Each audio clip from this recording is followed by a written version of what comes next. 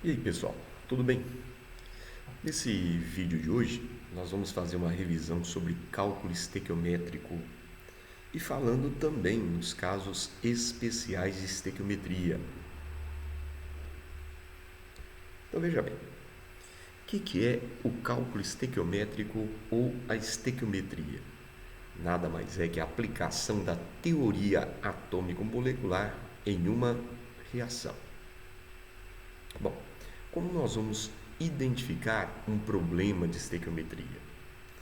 Sempre vai ocorrer a comparação de quantidade, pode ser número de mols, massa, volume ou número de moléculas, para substâncias diferentes que estão aparecendo numa mesma reação. Então, exemplo, dada a reação, o volume de CO2, medido a 27 graus Celsius em atm, produzido na combustão de 960 gramas de metano é. Então, o que está acontecendo nesse exercício? Estamos comparando a massa de metano com o volume de CO2. Então, estamos comparando quantidade para duas substâncias diferentes que estão aparecendo numa mesma reação. Então, esse é o problema de estequiometria. Essa é a forma de identificar. Bom, vamos lá. Como resolver um problema que envolve cálculo estequiométrico? Primeiro passo, nós vamos montar a equação química que representa a reação. Segundo passo, nós vamos balancear a equação. Terceiro passo, nós vamos determinar as substâncias da reação que estão envolvidas no cálculo. Próximo passo, nós vamos determinar a relação em mol para as substâncias da reação. Agora, olha só, é aí que vem um detalhe importante. O número de mols é dado pelo próprio coeficiente no balanceamento da equação. Deixa eu pegar aqui uma caneta. Então, olha só, por isso que é importante primeiro fazer o balanceamento dessa equação. Porque o coeficiente no balanceamento é que vai dar para a gente a quantidade em mol. Tudo bem? Bom, próximo passo, converter, se necessário, para outras unidades. É aí que entra a teoria atômico-molecular. É aí que entram as hipóteses de Avogadro. Então, 1 mol de moléculas sempre terá 6 vezes 10 a 23 moléculas. Isso terá uma massa em grama igualzinho à massa molecular. E se for gás e estiver na CNTP, o volume ocupado tem que ser 22,4 litros. Feita a conversão para as devidas unidades, a gente compara com os dados do exercício. De duas formas, ou fazendo uma simples regra de 3, ou através da lei de Proust, lei das proporções fixas ou definidas. Então vamos lá. O nosso exemplo é, dado então a equação não balanceada para a reação, ele quer saber qual será o volume em litros de CO2 na CNTP gerados a partir de 20 gramas de sacarose. Então, o que está acontecendo nesse exercício? Estamos comparando quantidade para duas substâncias diferentes que aparecem numa mesma reação. Então, é um problema clássico de estequiometria. Então, vamos lá para a nossa resolução. Então, primeiro passo, montar a equação. Não precisa porque foi dado. Segundo passo, balancear a equação. Então, vamos lá.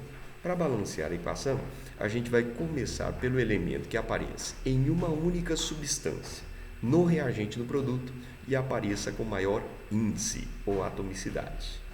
Então, nós vamos começar pelo hidrogênio.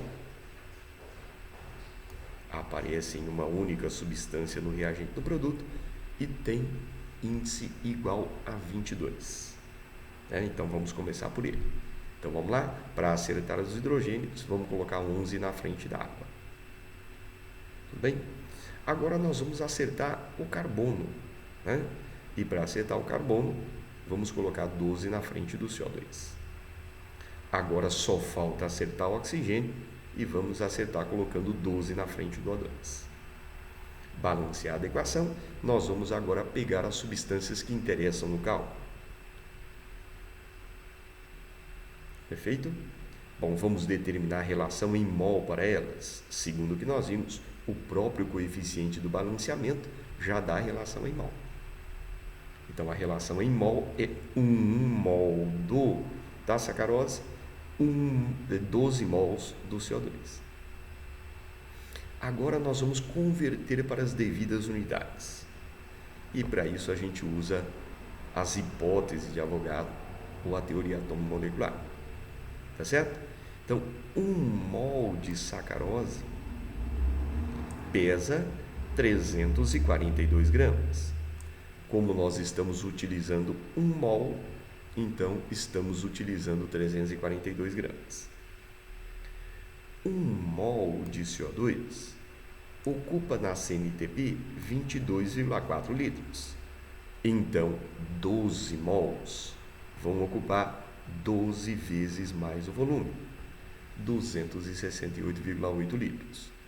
Agora nós vamos comparar com os dados do exercício. Se eu tiver 20 gramas de sacarose, qual o volume de CO2 produzido na CNTP? 15,72 litros. Esse é um típico cálculo estequiométrico. Vamos lá. Agora nós vamos falar nos casos especiais de estequiometria. Então, o primeiro caso é rendimento. Então, essa situação é para reações que não apresentam 100% de rendimento. Então, nós vamos efetuar o cálculo estequiométrico para calcular a quantidade produzida caso a reação tivesse 100% de rendimento.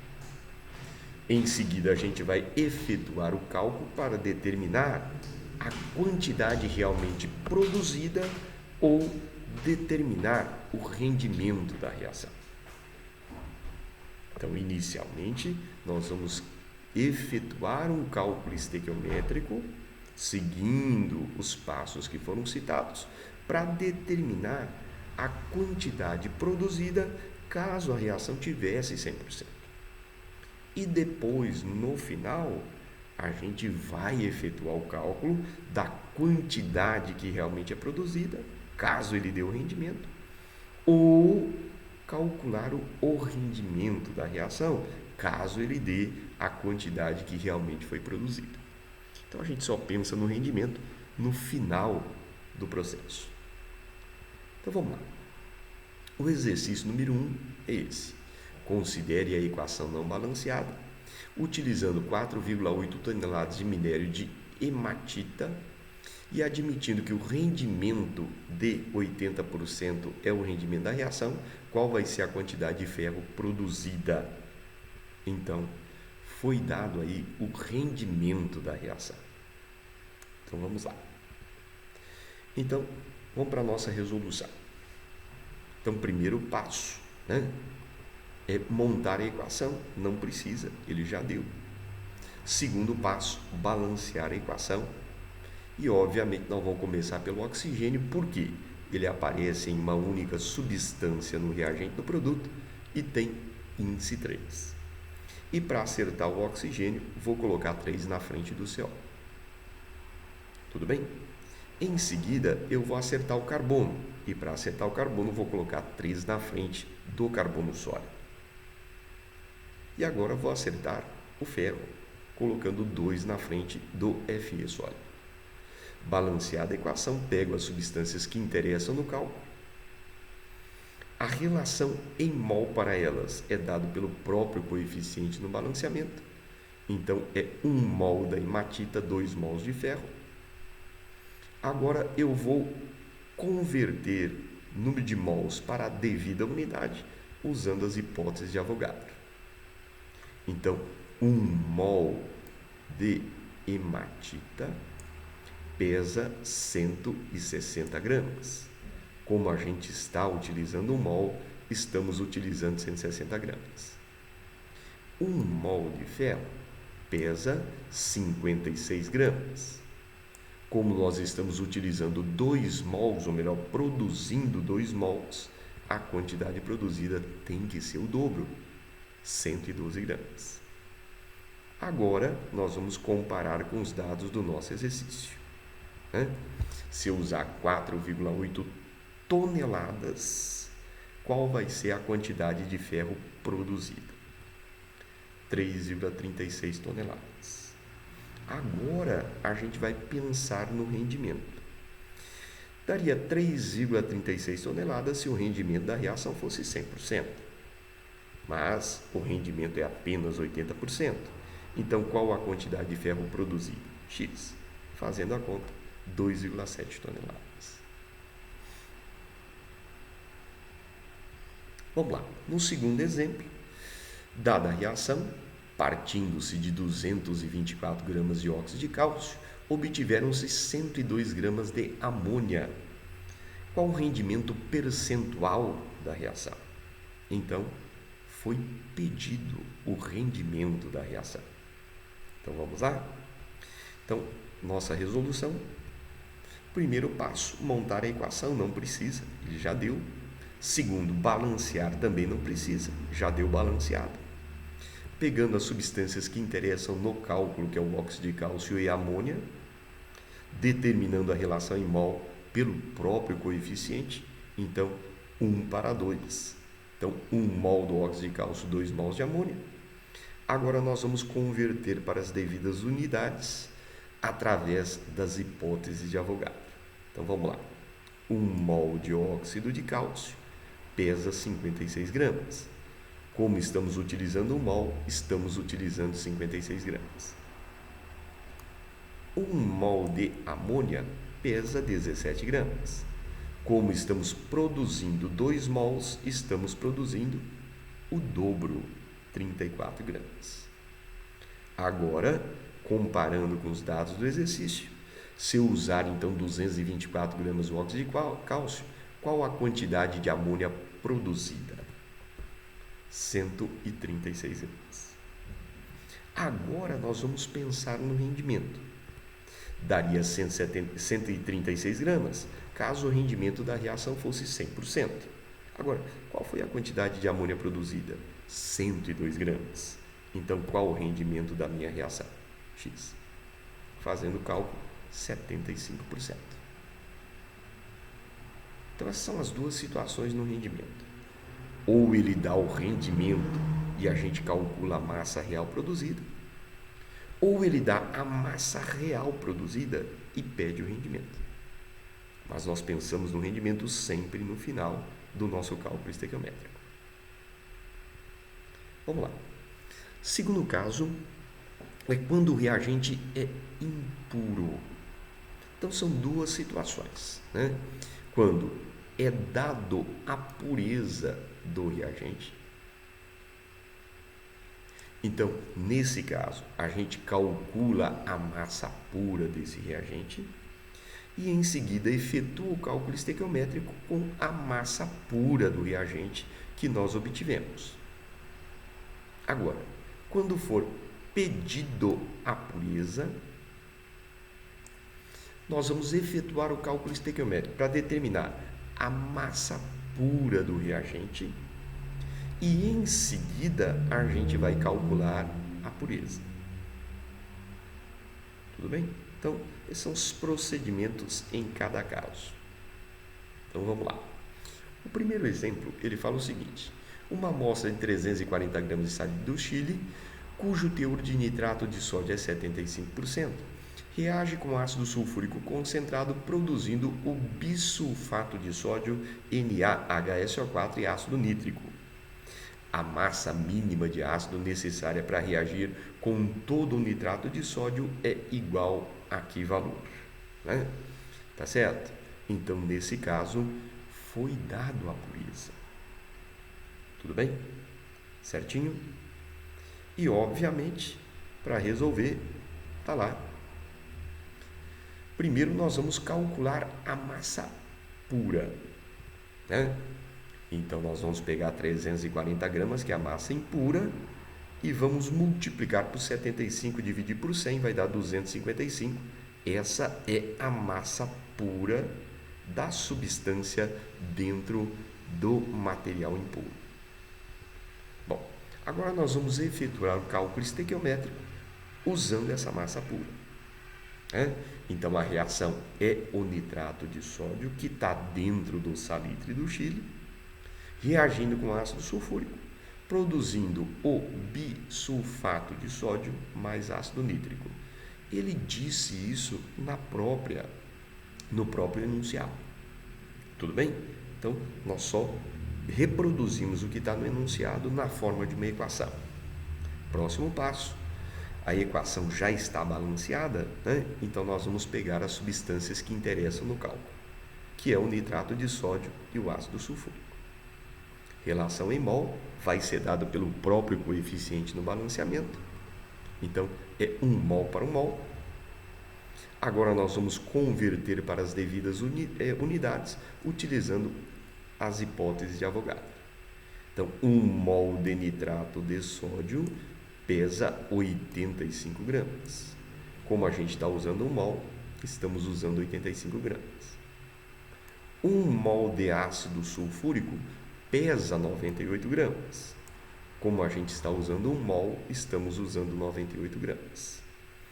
Agora eu vou comparar com a massa pura que foi calculada. Então, se eu usar 255 gramas de nitrato de sódio, quanto eu vou consumir de ácido? X, fazendo a conta, 294 gramas. No número 2, ele fala o seguinte: o gás hilariante, N2O, pode ser obtido pela decomposição térmica do nitrato de amônio, NH4NO3 sólido, conforme mostra a equação colocada na sequência. Se 4 gramas do nitrato de amônio, CD, 4 gramas de nitrato de amônio, obtivemos 2 gramas de gás hilariante, podemos prever que a pureza do sal é na ordem de. Então, foi pedido a pureza. Então, vamos lá. Resolução. Primeiro passo. Usar o cálculo estequiométrico para determinar a massa pura da substância. Então, tá lá. A equação ele deu. Já deu balanceada. Vamos pegar as substâncias que interessam no cálculo, que é o nitrato de amônio e o gás hilariante. Relação em mol, dado pelo próprio coeficiente, 1 para 1. E vamos converter agora para as devidas unidades usando as hipóteses de Avogadro. Então, 1 mol do nitrato de amônio pesa 80 gramas. Como a gente está usando 1 mol, estamos usando 80 gramas. 1 mol do gás hilariante pesa 44 gramas. Tudo bem? Como estamos produzindo mol, estamos produzindo 44 gramas. Certo? Agora, vamos lá. Então, para produzir os 2 gramas de gás hilariante, quanto que eu terei que utilizar do nitrato de amônio? 3,64 gramas. Agora, a gente vai calcular a pureza desse nitrato de amônio. Tudo bem? Então, vamos lá. 4 gramas é a massa toda, do nitrato de amônio junto com as impurezas. Então, é 100% da massa. Agora, dentro dos 4 gramas, quanto realmente é o nitrato de amônio? 3,64 gramas. Então, qual será a pureza dele? X. Fazendo a conta, 91%. Tudo bem? Vamos lá. O terceiro caso são reações sucessivas ou consecutivas, reações em etapas. Então, em reações sucessivas ou consecutivas, em reações em etapas, é muito mais prático efetuar o cálculo estequiométrico diretamente na equação global. E para obter a equação global, nós vamos balancear individualmente as etapas para eliminar os intermediários reacionáveis. O que são intermediários? Espécies que são produzidas em uma etapa e consumidas na próxima. Certo? Balanceados os intermediários, nós vamos eliminar esses intermediários e vamos somar as etapas para obter a equação global. Tudo bem? Então vamos lá para o nosso exemplo. Então, dado aí as equações, ele quer que você calcule a massa de blendas NS necessária para produzir 1 tonelada de zinco. Perfeito? Então tá lá, nós temos uma reação ocorrendo em 2 etapas. Certo? Então vamos lá. Resolução, primeiro passo, nós vamos obter a equação global. Tá, né? Bom, percebemos olhando para as 2 etapas que o ZNO é o nosso intermediário, já que ele está sendo produzido na primeira etapa e sendo consumido na segunda. Bom, então nós devemos balancear individualmente cada etapa de forma a poder eliminar esses intermediários. E nós percebemos que eles já estão em quantidade estequiométrica, 1 mol para cada um deles. Então já podemos cancelar e, somando as 2 etapas, obtemos a equação global. Em seguida, nós vamos agora efetuar o cálculo estequiométrico com a equação global. Então tá lá. Vamos pegar as substâncias que interessam no cálculo, que é a blenda e o zinco. Relação em mol, dado pelo próprio coeficiente do balanceamento. Então é 1 para 1. Agora nós vamos converter usando as hipóteses de Avogadro ou a teoria atomolecular. Então, 1 mol de blenda pesa 97 gramas. Como a gente tem 1 mol, temos 97 gramas. 1 mol de zinco pesa 65 gramas. Como estamos produzindo 1 mol, estamos produzindo 65 gramas. Agora, nós vamos comparar com os dados do exercício. Então, para produzir 1 tonelada de zinco, quanto eu terei que utilizar do minério blenda? X, né? Efetuando a conta, 1,49 toneladas. Tudo bem? E para a gente finalizar, o 4º caso especial é quando a gente tem reagente em excesso. Tudo bem? Então vamos lá. Como a gente identifica uma situação que tem reagente em excesso? Vai ser dada a quantidade de 2 reagentes na reação. Então, quando ele der a massa de 2 reagentes ou o volume de 2 reagentes, então é bem provável que a gente esteja numa situação em que envolva reagente em excesso. Bom, como nós vamos efetuar o cálculo? Então, primeiro passo, nós vamos determinar qual reagente está em excesso, qual é o limitante. E para isso a gente vai fazer uma conta muito simples. Pegar a quantidade que ele dá no enunciado e dividir pela quantidade estequiométrica obtida pela teoria atômico-molecular. O reagente em excesso vai ser aquele que apresenta um maior valor nessa divisão. Bom, para que a gente efetue o cálculo estequiométrico, nós vamos utilizar o reagente limitante, já que o excesso não reage. Para determinar a quantidade em excesso, nós vamos pegar a quantidade que foi dada em excesso e vamos substituir por x. Em seguida, nós vamos calcular o valor de x fazendo uma simples regra de 3. E x é a quantidade desse reagente que realmente reage. Consequentemente, a quantidade em excesso vai ser a quantidade dada menos a quantidade que reage, que é o x. Então vamos lá, vamos para o nosso exemplo. Então, a amônia gasosa pode ser preparada pela seguinte reação já balanceada. Então, se 112 gramas de óxido de cálcio e 224 gramas de cloreto de amônio forem misturados então a quantidade máxima em grama de amônia produzida será aproximadamente igual a que valor? Então, foi dada a quantidade de 2 reagentes. Né? Então, isso leva a crer que pode ser uma situação de reagente em excesso. Então, vamos lá. Na nossa resolução, primeiro passo, vamos determinar quem está em excesso e quem é o limitante. Da nossa equação, né? Ela já está balanceada, pegando os 2 reagentes, determinando a relação em mol, né?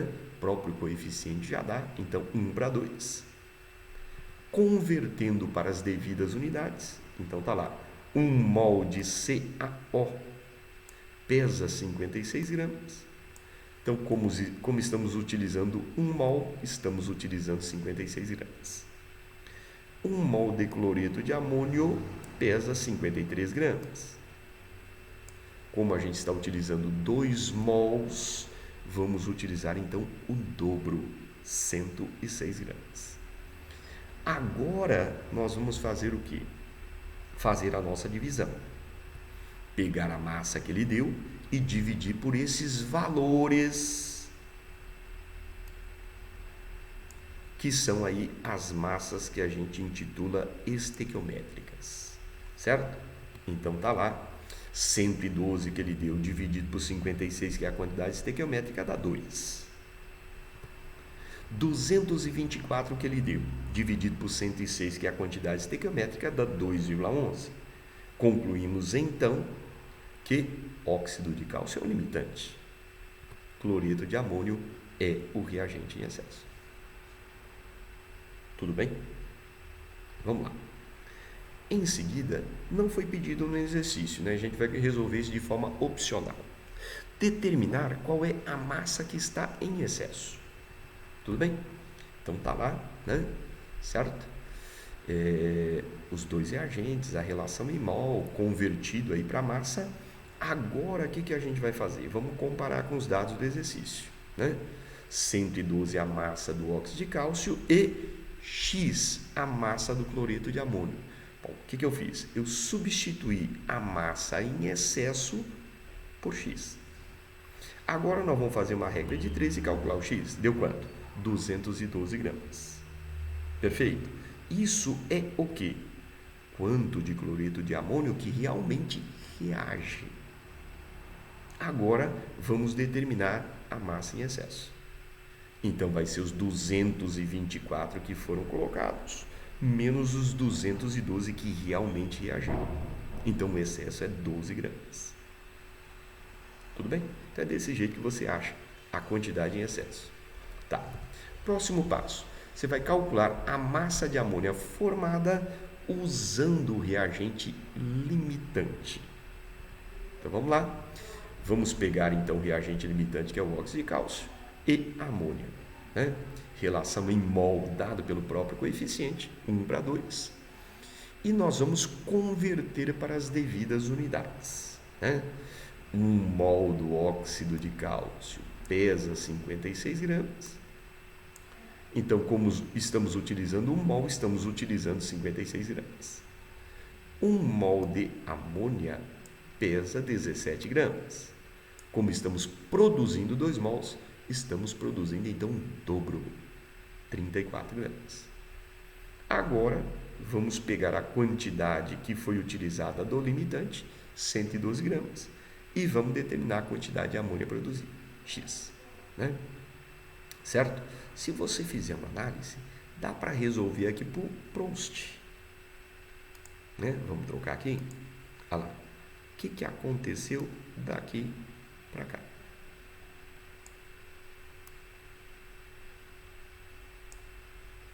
A massa do óxido de cálcio dobrou. Segundo Proust, a lei das proporções fixas, o que vai ter que acontecer com a massa de amônia daqui para cá? A mesma coisa. Ela vai ter que dobrar.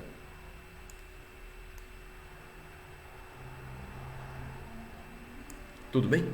Tranquilo? Então, qual vai ser a massa de amônia produzida, 68 gramas. Então, conforme a gente disse, essa comparação, né, na teoria atômico-molecular, ou melhor, no cálculo estequiométrico, né, é feita aí pela lei de Proust. Também na teoria atômico-molecular, né, é feita aí também pela lei de Proust ou por uma regrinha de 3. Beleza, gente? Tranquilo? Então tá aí. Bom recesso para vocês, né? Voltamos aí então após 2 semanas, tá? Descansa. Perfeito?